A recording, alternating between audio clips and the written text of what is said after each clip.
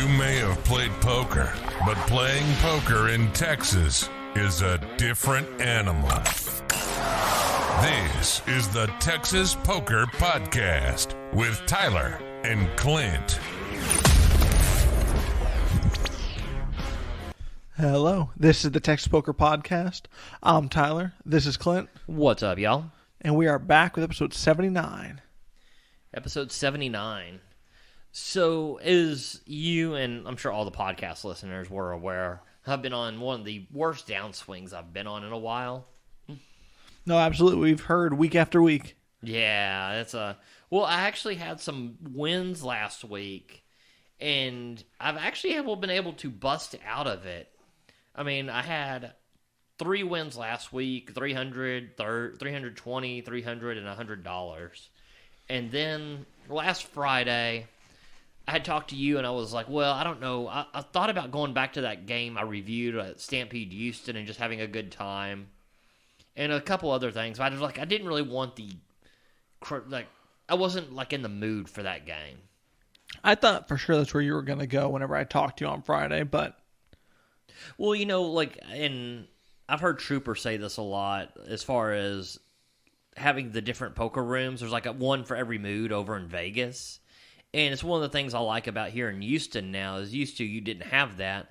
But now you can kind of go to a poker room. Sometimes I'm in the mood for Paramount. Sometimes I'm in the mood for 101 Katy or Texas Card House. And I had planned on going to Stampede, but I just didn't really feel in the mood for it. So ended up deciding to go to Paramount.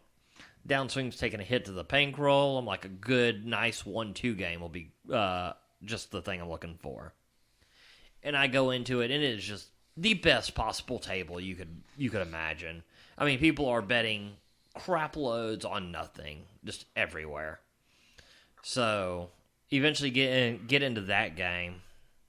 And this is always one where it's like, you just want to run hot so bad, but whenever you run cold, it's so awful. Oh, 100%. It's because these games are great in the long run, but the variance is super high, and variance is something I'm concerned about when like I say, not been running great, kind of tilted, and I'm really wanting a decent session. I get in an Omaha hand there, and I do a huge bluff, and we were just talking about it. I'm always telling you, don't bluff in Omaha in Texas. You're just getting called 100%. But that's not what I did. I have 8-9-6-5. The flop is, I think, 35 to go, and it's like 7 ways to the flop. Flop is 5-7 ace rainbow. Oh, I'm sorry, not rainbow, 2 diamonds. And do you have any diamonds? I have 1 diamond. So I do not have a flush draw, but I did flop a decent wrap. So a pair with a pretty good wrap. It checks all the way around to me. I'm on the button. And I'm like, well, nobody can have a nutted hand here. They're never checking 2 diamonds here. Probably no nut flush draws here. So I'm like, well, let me just go ahead and pot this, because nobody seems to be strong enough to call, which I think is fine here. The only thing is, the 2 diamonds is probably, maybe I should check there, but I go ahead and pot it for 180, and 1 player calls. The turn is a complete blank. I miss, he misses. He checks to me. I just decide to check behind. If he just called 180, I do not see firing here again. That I can agree with. So, the river's a blank again, and I've completely missed everything. I'm sitting with 9 high in an Omaha pot. Probably going to be good here. Yeah, probably. I think I got a lot of showdown value here. He checks, and I'm like, well, from the flop check, he couldn't have been that strong. If he shows up with the king high flush draw and just and that's it, and he bricked, and I check this behind, this is a disaster. So I go all in, and he looks at his cards for 3 seconds and then folds and says, good bet. And I was like, well, I've never done an all-in bluff in Omaha, because I feel like in Texas you're just getting called so much. I was pretty happy to get that one through because it was a pretty gigantic pot too. I mean, it sounds gigantic. I mean, happy it worked out how it did, right? Oh, 100%. So I guess I should say you should never bluff, but in the right situation, I guess it's the right move. This is going to be, I mean, you want to talk about the most speculative of calls. So I limp under the gun, in which I already know is a shitty play. But I have 9-7 of diamonds, and I'm like, well, I did kind of what you did, like at 52, where I will call a raise with it, but I don't want to call a 3-bet with it. So I'm like, well, if someone's got queens and they raise or something, I can probably call here. Still very speculative. But a 3-bet, I mean, I definitely can. I was say we're never hoping they have queens when you have 9-7 of diamonds, but definitely not. But I limp. Player bets 20, and then 2 others call. So now you're getting the price to call. So now you get to call. Well, I mean, this is super. I mean, I have $2 invested. It's 18 to call. I'm definitely cannot say that I'm getting the price, but I do call. I mean, it sounds like your plan worked out perfectly to get your money in the middle. Yeah. I mean, one of the players is super aggressive. The other one who raised has only been raising good hands, so I'm like, well, 9-7's live at least. Yeah. The flop is 9-7-4. Sounds nice. Yeah. I check to the pre-flop raiser praying that he bets, and he bets 50. Then I was like, then it comes around to the other kind of aggressive gambling player. I'm please call. He makes it $150. So this is always so tough. It's like unless you fold, whatever you do is going to look so strong. Well, not much because I have $153. Gotcha. I mean, I don't know what I forget what happened after that great all-in bluff at PLO, but apparently we're skimming over a couple hands. I was about to say. Not sure how I wound up here, but somehow I'm sitting there with $153 left. So some bad things happened. That's all I can remember about that. I probably blocked it out.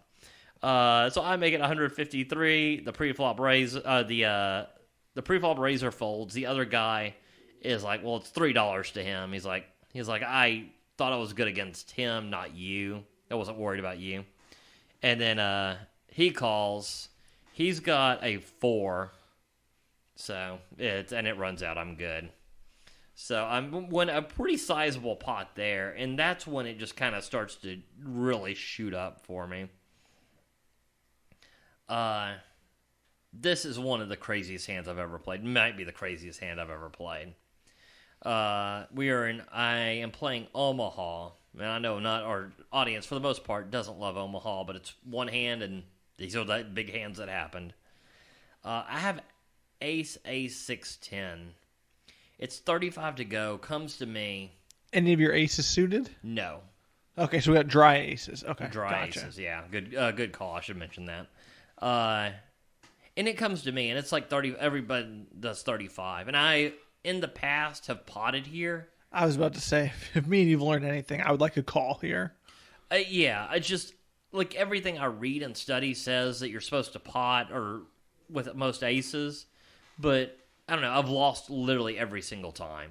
Yeah, I mean, I've just gotten stacked. So I'm like, well, I call here. If I hit an ace, great. If I don't, I don't just get stacked for my entire stack. The flop is Jack 7, just complete flop where I am completely done with it. It checks all the way around. I'm like, well, this would be great if an ace came on the turn, and bam, an ace on the turn. I'm like, well, there's no way this checks all the way around again. So I check. It checks around to a player who then bets 50. I'm like, that's perfect. There's a player who calls, which is great. I make it 200. What do you think about this? I like this. I like this a lot. Okay, I'm like, well, how deep are you? I was pretty deep at this point. I had won another good couple of hands. I like it more the deeper you are, right? I probably was 650 effective. Oh yeah. I like it a lot. Then if it's because you're trying to get all the money in here with the essential nuts, right, or the hypothetical nuts. Yeah, exactly. The player who bets 50 calls, the other player folds. The river's an ace. Well, now you have the nuts. Yeah, now I have quads, and which I don't really feel like affects that much. I mean, at the time, I'm like, well, now I'm beating quad jacks, but I mean, very unlikely he has quad jacks. I figure at this point there's only one move, depending on considering the size of this pot, and that's to go all in because it does hold everything. I go all in. I've got him covered by probably like 200 maybe. And he snap calls, and I'm like, well, quad aces. And you could see his face. He's like, are you being serious? And then I show over quad aces, and he shows over quad jacks for me to hit the one-outer. God, I mean, literally the worst beat you can put on someone, right? You turn a 2-outer and then river the 1-outer. Oh, yeah. I mean, it was a disastrous bad beat for this guy, and I was so happy about it. I mean, I didn't celebrate that. I didn't really celebrate anything. I'm just like, that's sick. That's really disgusting. I mean, I didn't celebrate right then, but whenever he went up to go get more money, that's when I celebrated. Oh man, I was cheering. But yeah, nobody could. But everybody was pretty shocked at quads over quads, and I mean, tell you, it just was a one-outer that came at the right time because I'd already had a couple like little wins. But, I mean, if I get stacked for, 700 here, it just becomes I mean, it'd only be a $200 loss since I was only in for my original buy-in, but it would just be emotionally crushing. In PLO bad beats at the other locations, I know it's quads beat, but is it quads beat by a straight flush, or is it quads over quads a bad beat? I think usually it's quads over straight flush. I think so. I think in the PLO it almost has to be. Yeah, I think you're right. But I was just kind of curious because if it was quads over quads, that would have been sick if you're at some place with a bad beat. Oh, 100%. So it was so I mean, at that point, I've just taken off, and I'm just hitting just a ton of stuff. I mean, there are a lot of hands where I just hit top pair, win, and just going crazy. Then I have a bomb pot, a double board bomb pot, and I'm just going to go over the basics of this. But the one board is Jack 7. I have no Jack. When I look at my hand, I don't see anything. And then on the other one, I have like a weird straight draw. So I'm like, I'm basically done with this hand. I check it. It checks around. The turn on the bottom board is a Jack. So 3 jacks and a 7. And then the other one gives me like a few more outs to a straight. So I'm basically done. I'm about to check. I look at my hand and see I've misread my hand. I have quad jacks on the bottom board. Wait, quad jacks on the bottom board? I think. Oh, because it was on the bottom board, so there's 3 jacks on the board. Exactly. Gotcha. Man, this seems just like a common theme for you. I mean, misreading your hand. Apparently so, man. This might be the 3rd week in a row. I think it is. Because you misread your hand to slow roll that guy when he got all pissed off at you 2 weeks ago. I do remember that. I remember that. He was so mad. That I do remember. So I'm obviously bet here. Get multiple calls, and then on the river, I river nut. I river a straight for the nuts. God, dog. And then get called 2 ways, and obviously I scoop. Wow, I got called 2 ways? That's ridiculous. Yeah. It was What did they have? Anything crazy, or I guess it ceases to matter when you have one had pocket aces for a boat on that bottom board. God, that's brutal for him. What a great turn. I don't remember what the other guy had. But it was, I think he might have had a lower, I think I had the nut straight and he might have had a lower straight. So it was just a game where everything fell right. And finally, it becomes late. I work 18 hours on Saturday. It's a Friday night. I pack it up and go home with a $1,210 profit. That's relieving, huh? Yeah, it was super, super nice. Because, I mean, it's one thing to have a string... When you're in the middle of a downswing, it's one thing to string, like, small winds together, which are very helpful. It's a whole nother thing to, like, get a wind that really makes up some ground. And so, that's about $2,000 I cleared in about 2 weeks, which is just very helpful when I'm in the middle. I mean, I don't play super high limits, so that's a decent amount and really helps on that. Just get me out of that funk. Nice, absolutely. So that was, and I know that like one guy table talk because I'll like pack up and I could hear him being like, "Well, he's leaving, so we don't get his money." So, like, yes, yeah, I was like, I mean, I don't know what you're talking about, man. It's well, I didn't say this, but I'm like, I'm not falling for that.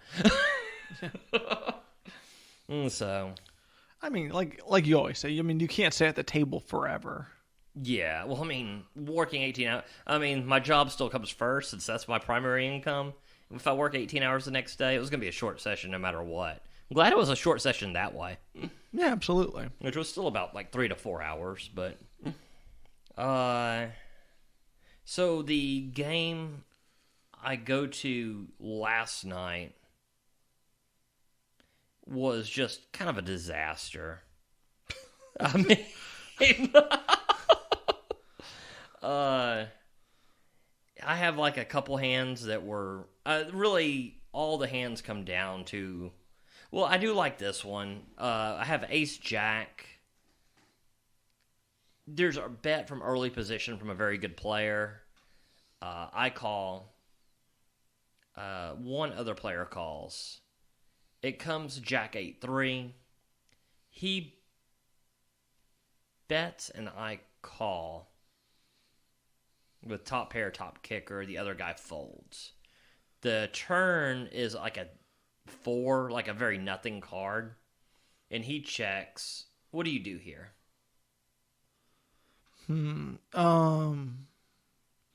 So nothing card. I probably bet for. I mean, you have top pair, top kicker. Yeah. I probably bet. Yeah. Probably half pot would probably be good. Kind of what I did. That's what I bet about half pot, which ended up being about 50, and then he check raises to 150. This is depressing. In that case, I would have checked. In that case, I would have checked. Yeah. I ended up making the fold. Whenever I read this hand, at first I was wondering what you were folding to, really, like what you were worried about. But then, like, once I thought about it over a little while, I was thinking that we always talk about, like, what are you folding to and, like, what could he have that would make sense here. Seems like they always just have something good when they check. When anytime in a 1-3 game, someone check raises. That was kind of my thinking. Like, the ace... Look, I mean, he's raised from early position. I think he has aces, kings, and queens that he can possibly have. I think a jack, he never would play this way. Like, I mean, it's just not... It's a hand with too much showdown value to check raise. You said the turn was an 8? Turn was like a 4 or something. It was the flop was Jack 8-3. I bet he had Jack 8. He could. I mean, that's also a possibility. Yeah, I bet he had like some 2 pair, if I had to guess. That would be my guess. It's probably a good fold. You're probably drawing to just one ace. Or, sorry, one of the 3 aces. Well, and you just... I mean, if you're going to play these games, I mean, like the biggest exploit on these games is people will stack off with top pair. Well, if you're going to beat these low-limit games, you can't be a guy who stacks off with top pair. At least not... I mean, don't get me wrong, there are times you do take it to the river, and you do, but you shouldn't. It shouldn't be an automatic if someone flops a set or something like that you should just be stacking off all the time. Well, you're saying when there's no draws and nothing comes in and you get check raise and you just have top pair, probably not a good move. Yeah, so yeah, regardless, a lot of times I don't put it in a vacuum. It's I'm like, well, in this situation, what's the EV, when you're check raised on a very dry flop? All right, well, at least it sounds like you're at least playing, like, I don't want to say your A game, but at least you're playing well, so. I thought that was a good fold. And then I make that good fold to make just a god-awful call in an Omaha pot with, like, 40th nuts for a gosh. gigantic amount. This is the next hand. I haven't mean- even. You were so tilted. I don't even know the hand. Oh, really? You never even told me it. So, I mean, you were so tilted. You're just like, I lost an Omaha hand that I shouldn't have played, and I was like, or that you shouldn't have done, or whatever. I was like, okay, and then kind of left it at that every time we talked about it. so it flop is Jack 7-7. What do you have? And I have, I think it's like a one gapper. Like I think maybe 2 one gappers, but I have a 7 with like 9 high. It checks all the way around on the flop. On the turn, which doesn't really change anything. It's a smaller. It's a God. Did it check all the way around the flop? It's either checked or it was a small bet. On the turn, end up making a call, thinking that my 7 might be good. So it's Jack 7. Jack 7-7. Oh, okay. I thought you said Jack. Okay, so you have trip 7s. No, it was checked all the way on the flop on there.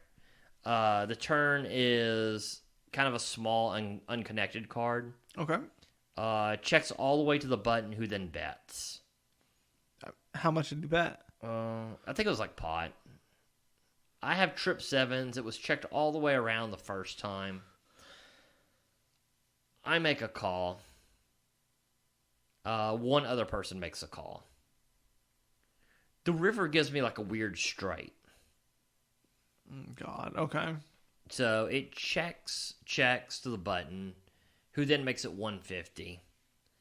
And I'm like, there was a flush draw that missed. I'm like, I'm beating trip 7s here with ace kicker, which I don't know why that comes into play. No one's betting that here. I mean, it was just the most retarded hand, man. I make a call, and I don't know why. I think I was a little tilted because I mean, it had gone like another hour, like an hour. You know how like card deadness gets to me. Like it had been like an hour and a half before I really got into a hand. And it was just it's a really bad call. That's all I have to say about it. Were you good? I was not good. Oh, He okay. actually flopped Jack 7. Sounds about right. Yeah. So it was just a horribly played hand by me.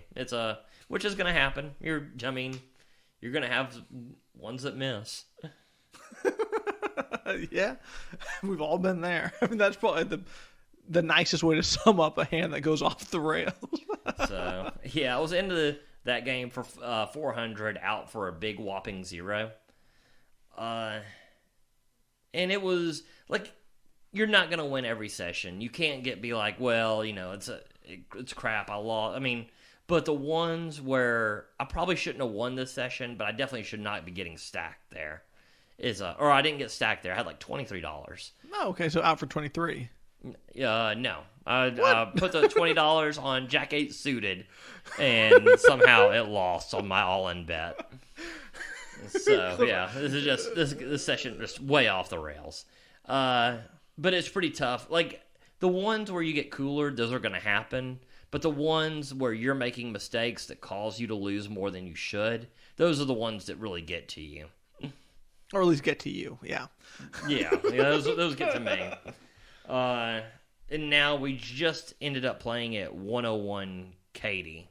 So why don't we go over some of your hands from there? Well, I played one other session before that, too. Oh, okay. Which I ended up squeaking out. I'll just kind of give you I ended up in a bomb pot with King 10, which was a straight flush on 1, and second nuts being 10s full of kings. So I only lost to pocket kings. Okay. And ended up winning a gigantic pot there. So you scooped it? Mm-hmm. God. I super nice. turned the nuts, the 9 to 10 straight, and then the river was an ace. So I could have been quartered with a lot of stuff. So you got a straight flush and a... No. I had the straight, the 9 to king straight. Oh, okay. But the river was an ace, giving me the ace to 10 straight. Oh, so but just give you a better straight. Okay. But I had the nuts to where now I had a lot of chop outs with like the same straight. Okay. Just because, there's a lot of possibilities there. And then the other one, I just flopped the nuts. Well, not the nuts, but 10s full of kings. Pretty close. Yeah.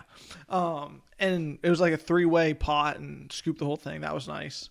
Then I had one where I flopped a set and the guy flopped a ace high flush. Oh, God, that's hurtful. And it was a player who was playing wild, super drunk, and had been bluffing and playing, crazy. I ended up calling all the way down on the river, even when the board didn't pair. I mean, I knew if I actually got a board pair and he had the flush, I was getting every dollar. Did not happen. And I basically hit with that. So I ended up squeaking out a small win there, a few $100. Okay, very 200, nice. 250, something like that. I mean, it sucks for that set versus a flush hand, but when it's against a player like that, I mean, if you're going to get coolered and it's a wild player, I mean, it's just not much you can do about it. Here you go. I got a good topic for you at least. So I had, it was either like ace jack or ace or jack 10, something like that. I flopped a 10 and there was 2 clubs out there. And then I bet, and then the turn was another club. And then it went check, check, and the river with a club. So there's 4 clubs out there. Okay, and you just have top pair? Yes. Okay. So I pot it. And get the person to lay 2 pair down face up with no flush. Oh, wow. That's pretty nice. And then someone was like, and you're not even going to show them that you had it? And I was like, ooh, you don't want me to turn this thing over. But I mean, like, okay, like your move was absolutely brilliant, but someone like not showing, like they're making it seem like you just folded like a monster, but there's 4 clubs out there, right? Yes.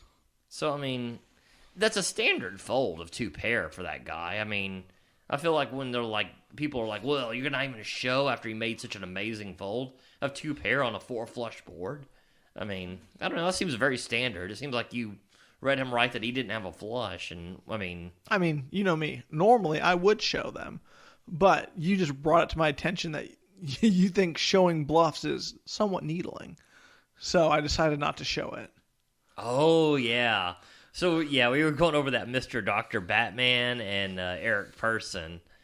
And I don't know if you're messing with me. Like, so the big thing is like, if nobody's seen the video, Mr. Dr. Batman has all these cards that basically needles opponents when they lose to him.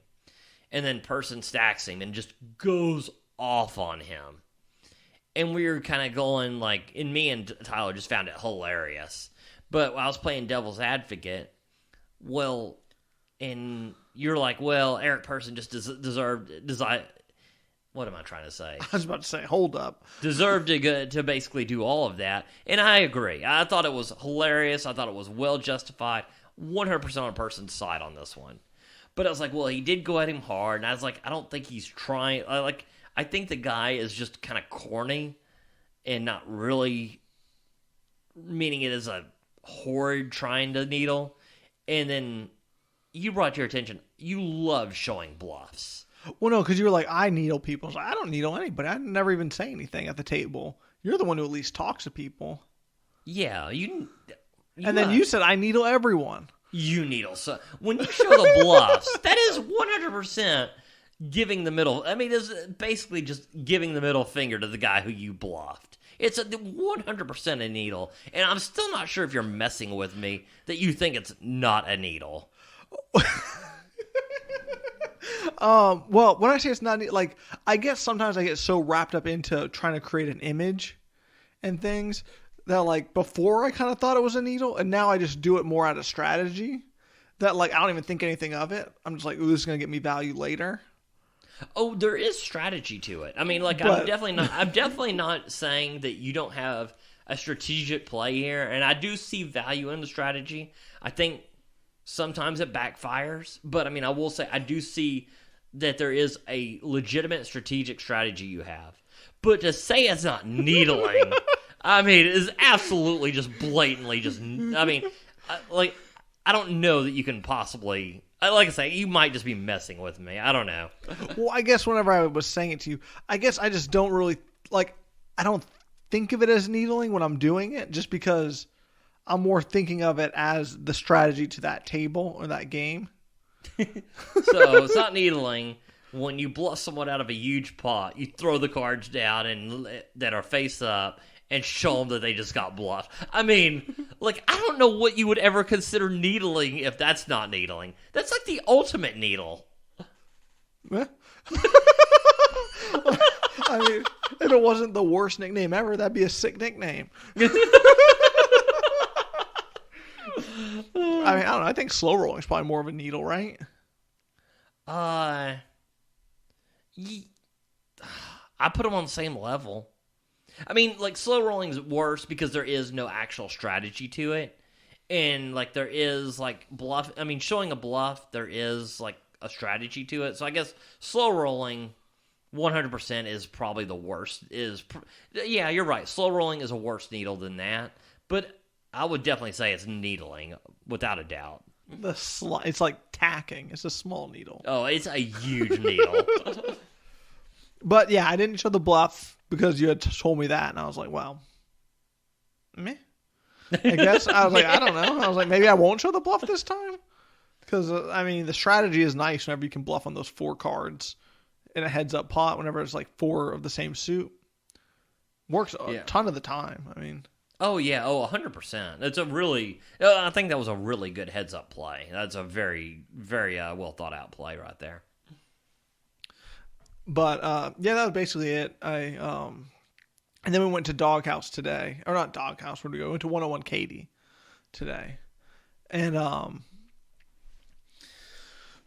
dude, you want to talk about the worst is, like, just whenever you sit down at the session and you're ready to play... and just start off so cold at the beginning.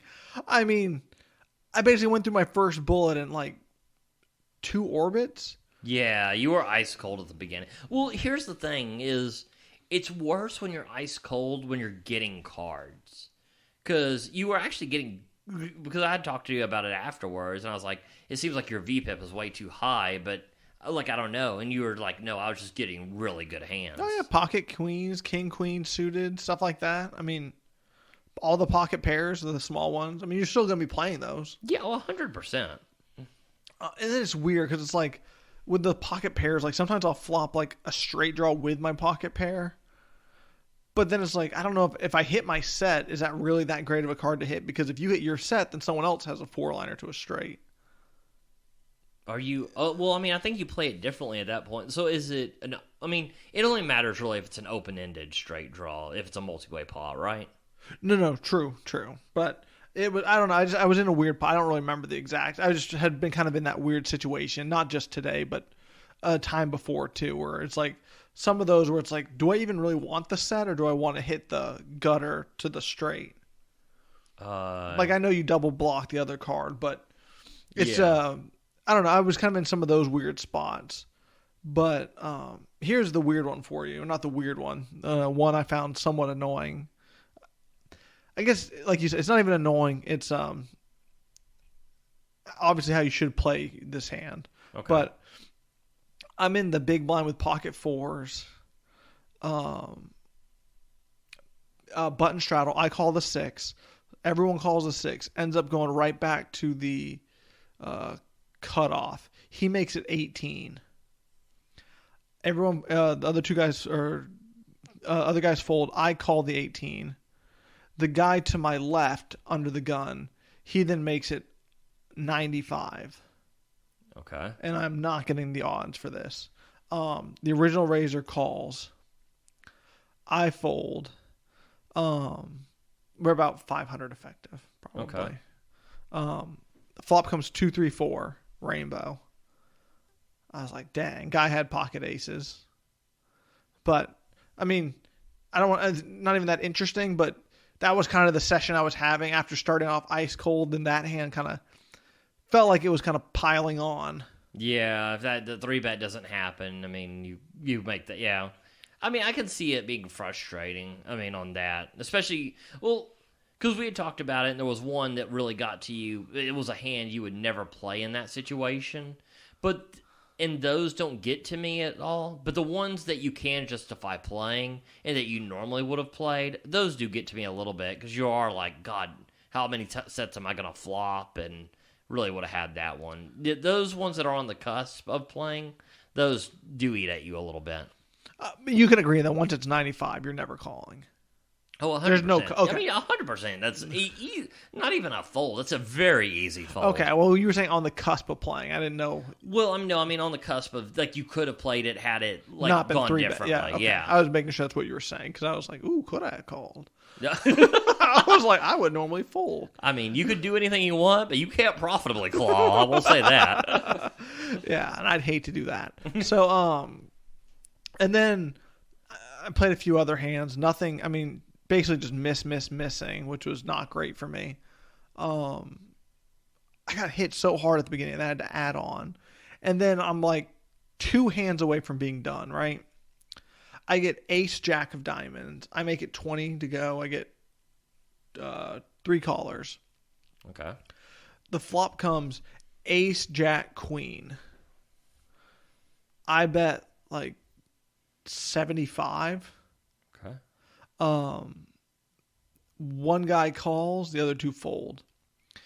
I'm sitting there thinking, no king, no 10. No king, no 10. Turn is a king. I'm like, well, that's the worst one, basically, you know. So now it's a 1-liner to a 10 straight. Yep.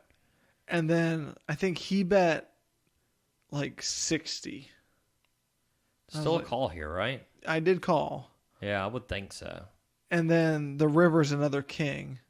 I check, he checks. He has queen 10 for the straight. I would say the river probably saved you money, but you're probably never calling there anyway. I mean, so. I didn't even really know what I was hoping for, right? I Yeah. mean, so I was super tilted with that one because that went from being like, I mean, it was already going to be a horrid session to now I'm down to $150 on my last hand. Yeah. And I was like, well, I mean, of course he spikes the king on me. Because that ended up being a pretty big pot for my stack, especially. Yeah. So then this hand happened. So you get up and leave. So it goes, someone makes it 35. I must have been in the big blind because I got to see all the action. Okay. So I guess one of the guys opened it up to probably, I think he limped. And then someone goes 45 and it goes call. Okay. I have 150 behind. I was like, well, whatever. I have 5 deuce of diamonds. I just go all in. The guy behind me who hasn't done anything ships 600 in. Yeah, that's a pretty strong play. I'm like, well, if we thought we were dead before. And then gets called. And then it goes fold for the other 45s. So this is where like I come in because I've been just like messing around. I wanted to go cash out, and all I remember seeing is coming to the table and having no chips in front of you and this giant pile of chips. I was like, what in the God's name happened? And you're like, I'm all in. I'm probably not. I'm probably behind. I said, I'm probably gonna lose. Yeah. I mean, you want to talk about like just me like in total like what in disarray?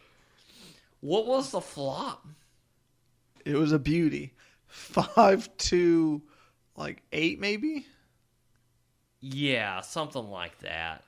I mean, like, so it's like 5 to 8, and then you yell out, "I got 2 pair." I'm like, you're all in for $150. Like, how in God's name do you ever have 2 pair on this board? Turn is a blank. River is a deuce. So then I got to have full house. And I was up against ace, king, and pocket 10s. Both legitimate hands. But can't hold up to that 5 deuce right there. I was so flabbergasted by that. Yeah, I mean, they did say good action. I said, yep, goodbye. And that's the first time, because I told him it was my last hand no matter what. Yeah. And I told him I'm probably going to lose, so bye.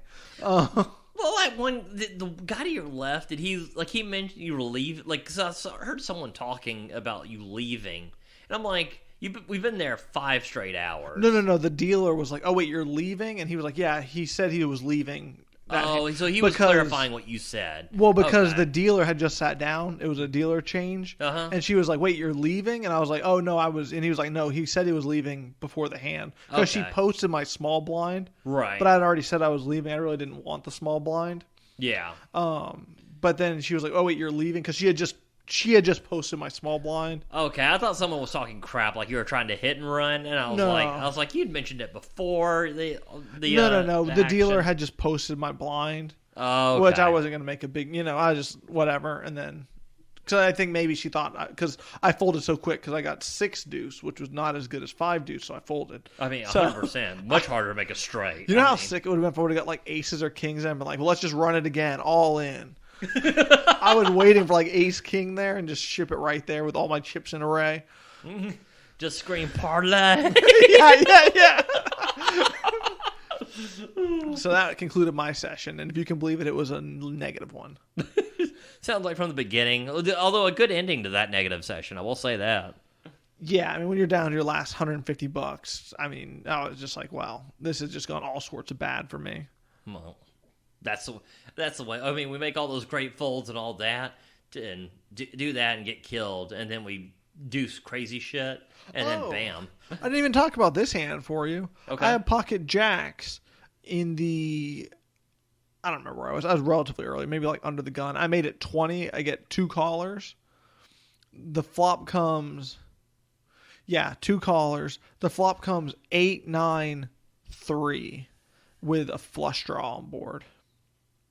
And I was like, well, I can size up from all the random straight draws, all the random flush draws, just being hearts or 6, 7, obviously, and Jack 10, right? Right. Okay. So I bet 50. And might have been a little bit less, but I think I bet 50. One guy folds, and the other guy ships it for like 500. Yeah, I remember seeing this. And I mean, I knew, I was just like, wow, obviously this is a fold. Yeah, this is the most obvious. So you said there is a flush draw out there. Flush draw, straight draw. So I thought it was a set all day, is what I was thinking. It was... So either it's a set, 2 pair, or... Which you're obviously just drawing damn near dead to. Yeah. I guess 2 pair. I mean, there are some outs. But especially you can turn a lot of outs. But those 2 you're drawing very slim to dead to. Then if it's a draw, say it's an ace high heart draw, you're really only 50-50. And like you and I said, how often are people just shipping in with an ace high flush draw? Very slim. Especially for that amount. Yeah. So tell me what you do here.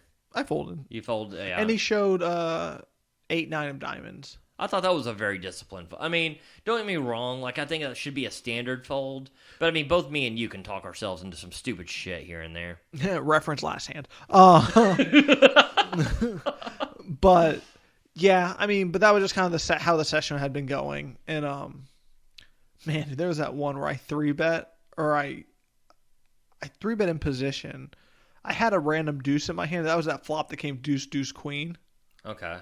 And then I had bet pretty big, and unfortunately no one called. But what did you have there? I had a deuce somehow. I think I had like a suited deuce. I mean, this happened a couple times. Because I remember, there was one where you pre-flop raised big, very big. It was like $35. It gets called all the way around, and it's like 5-5 queen. And it comes all, or it was 5, actually it was 5-5 something else. But it goes all the way around to you, and I'm like, well, here's Tyler bluffing here. And and sure enough, everybody folds to you, and then you show a 5. And I was like, well, too bad he didn't get action on that, because nobody would put you on a 5 there. Yeah, so it's crazy how 5-6 flops. Is that what you had, 5-6 there? Yeah. But... Okay, that makes sense. I was thinking ace-5 suited or 5-6. No, and then the other guy was like, I folded king-5 pre-flop because you raised so big. Ooh, God. I told myself I would have been crying. That would have been bad.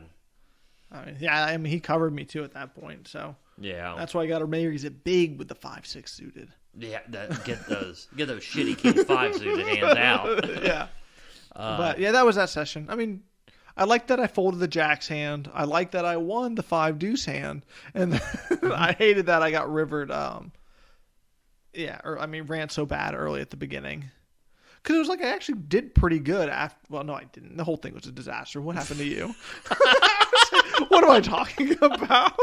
I mean, the session was saved based on a random jam with no equity. So, yeah, the whole thing was a disaster. At least I got a burrito bowl. So, yeah, there you go. Burrito bowls are good. yeah, I was like saying I played it. No. No, it was just a complete, just off the rails. What do you say? We all miss sometimes. That was at the session. Well, there we go. My session, so I'm not going to say like one hand that like got it there. So it was a very like grindy session for me. I went down very early. So you got hit hard early too. Me and you both were the ones kind of feeding the game at the beginning. I mean, got hit down so hard early. I bought in for only 300. Did not even come with enough money to play. Did not realize I had almost no money to play. So I buy in for 300. I've got like 150 back behind.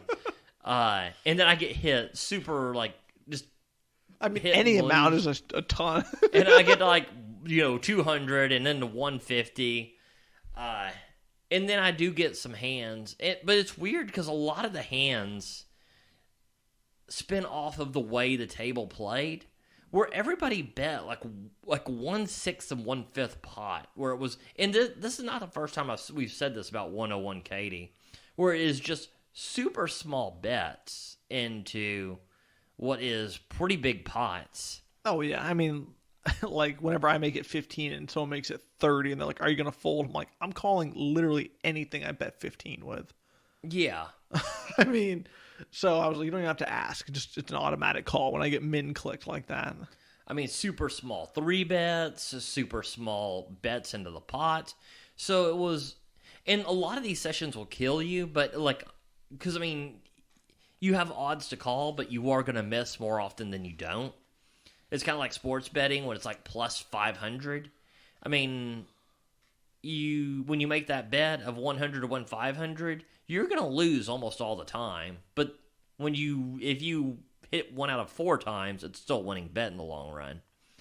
And that's what kind of this is. You're going to lose most of the time, but when you hit, you are going to be okay. And these were ones I actually did come up and hit some decent hands. I got 3-bet when I had ace-6 suited. But I made it 15, and he made it 35. Yeah. I'm just like, well, if he's got kings, I mean, you just never know. And, I mean, the flop is 6-3-3, and it runs out, and he had ace-king. Because I bet the flop, he just called the flop, the turn goes check, and then on the river, he bets like $40, and I've got, I got a boat, so I'm 40, if you give me $40 into $200, you're going to have to show down. So, then I had one where I ran out into I had a top pair and ran out into a straight. But again, just betting so tiny into these pots. It seems like a mistake that a lot of new players make, right? Yeah, it definitely does. I will say this about there. Like, either it seems like new players who are really unsure of how to play with like pot odds or anything like that, or it's been very grindy tables where they actually every table's either been really good or really bad. I've been there. Like you said, though, way back before we started studying, and I was only very very casually playing, I guess. You would ask me, well, how much was the pot? I'm like, I don't know. I mean, I bet $20 just because it seemed like a good amount to bet that time. Oh, yeah. So, like, I think a lot of times, like, you think, $20 is a lot of money, or $30, $50. But if the pot is 1,000, it's not that much, right? So that's one thing I do think a lot of players, before you start studying, just don't even consider. Oh yeah, 100%. Yeah, I do. I didn't realize that at the time. I think because I came from a background of online poker, where it was like, I mean, you just knew the pot. Like, I remember the first time I ever played live cash game poker. I think I was at a la Capri. And I was so flabbergasted because I was so used to seeing the pot and seeing exactly how much it is. And I was like, how do I keep up with like how much the pot is? I mean, I just was thrown on like, I was so used to having a number there. Clint's like, what's 20 times 5? Someone quick! Yeah. And I mean, you're nervous because your first time. I don't know how to do the chips. And, like a la Capri back in the day, everybody knows each other's name. And like it was, so yeah, 100%. It's hard to think back to when we were that way. But yeah, 100%. It makes for a lot of bets that don't make a lot of sense, which is very good for, profit in the long run. Yeah, if you're someone who's drawing and someone's betting 1/9 pot, it's great. Yeah, I mean, 100%.